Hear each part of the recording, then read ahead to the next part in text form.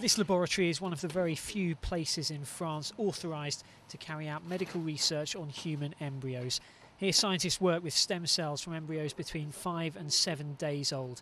It's illegal for most researchers in the country and one of the key points under consideration as France's Parliament examines the thorny issue of bioethics. La même cellule, si on lui donne les bons signaux, pourra aussi bien... The same cell would, if given the right impulses, develop into skin, muscle or a neuron, which allows for extremely effective methods of producing the type of cell you need. Also, they can divide themselves infinitely, so you could have standardized set banks of them, giving you treatment for a whole country, or even more on an industrial scale. Au niveau d'un pays ou même plus, donc à une échelle industrielle. This kind of stem cell research is still little more than a decade old.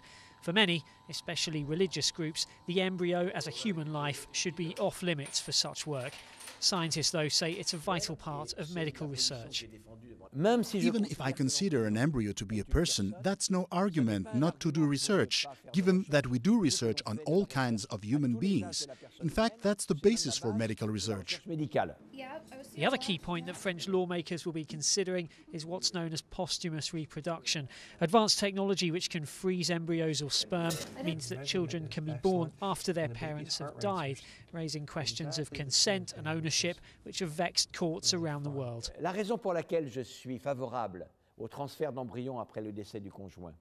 The reason I'm not against embryo transfer after the death of a spouse is that manifestly that embryo comes from a man and a woman who both clearly wanted a child. And the embryo doesn't belong to the woman, of course. The man is dead. But it certainly doesn't belong to anyone else, and in particular not to public authorities. D'autres plus, et notamment pas à la puissance publique, qu'à la femme.